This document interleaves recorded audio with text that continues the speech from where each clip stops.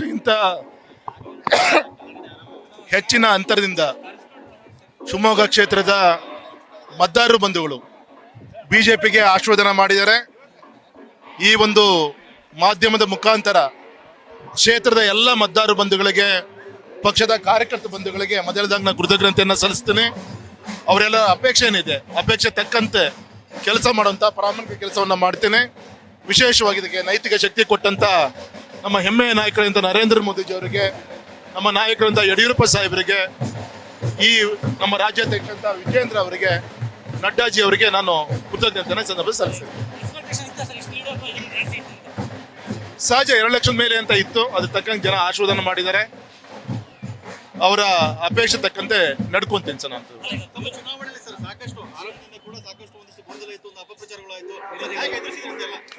ನಾನು ಚುನಾವಣೆ ಸಂದರ್ಭದಲ್ಲಿ ಪ್ರಚಾರ ಅಪಪ್ರಚಾರಗಳೆಲ್ಲ ಮಾಡಿದ್ದಾರೆ. ಅದೆಲ್ಲದೂ ಕೂಡ ಈ ಒಂದು ಚುನಾವಣೆ ಮುಗಿದಿದೆ. ಎಲ್ಲ ಮರೆತು ಎಲ್ಲರೂ ಒಟ್ಟಾಗಿ ಅಭಿವೃದ್ಧಿ ದಿಕ್ಕಿನಲ್ಲಿ ಎಲ್ಲರೂ ಒಟ್ಟಾಗಿ ತೇರಿ ಎಳೆಯುವಂತ ಪ್ರಯತ್ನ ಮಾಡ್ತೀವಿ ಸರ್.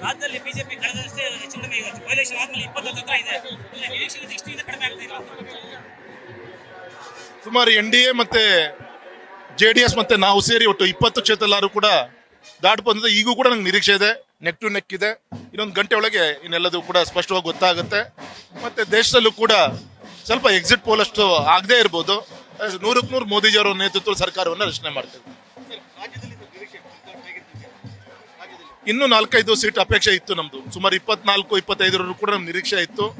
ಕೆಲವೇ ಅಂತರದಿಂದ ಬೇರೆ ಬೇರೆ ಕಾರಣಕ್ಕೆ ಕೆಲವು ಕ್ಷೇತ್ರ ತುಂಬಾ ಹತ್ತಿರದಿಂದ ನಾವು ಸೋತಿದ್ವಿ ಸರ್.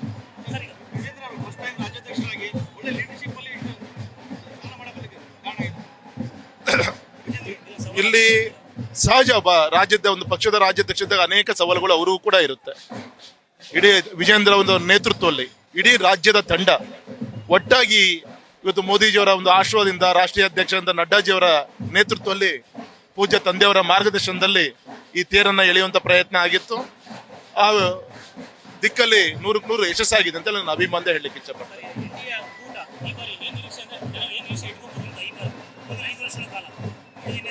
ಒಟ್ಟಾಗಿ ಮೊನ್ನೆ ಕನ್ಯಾಕುಮಾರಿ ರಾಕ್ ಟೆಂಪಲ್ ಅಲ್ಲಿ ಮೋದಿಜಿಯವರು ಸಂಕಲ್ಪ ಮಾಡಿದ್ದಾರೆ.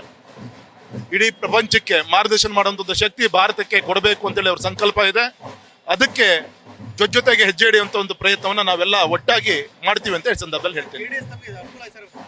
100ಕ್ಕೆ 100 JDS-ನ ಸಹಕಾರ ನಮ್ಮ 24-29 ಕ್ಷೇತ್ರದಲ್ಲೂ ಕೂಡ ಆಗಿದೆ. ಸೋಲು ಗೆಲುವು ಸಹಜ, ಎಲ್ಲ ಕ್ಷೇತ್ರದಲ್ಲೂ ಕೂಡ ಅದರದೇ ಆದಂತ ಪರಿಣಾಮ ನಮಗೆ ಆಗಿದೆ ಸರ್. Thank you sir. ಜನಸೇವೆ ಮಾಡಲಿಕ್ಕೆ ಒಬ್ಬ ಚುನಾಯಿತ ಪ್ರತಿನಿಧಿಗಿಂತ ದೊಡ್ಡ ಸ್ಥಾನ ಯಾವುದೂ ಇಲ್ಲ. ಇನ್ನು ಉಳಿದಂತ ವಿಚಾರ ಸಂಘಟನೆ ಪಟ್ಟಿದೆ sir. Thank you. News First ನಿರ್ಭೀತಿಯಿಂದ ನಿಮ್ಮ ಪರವಾಗಿ.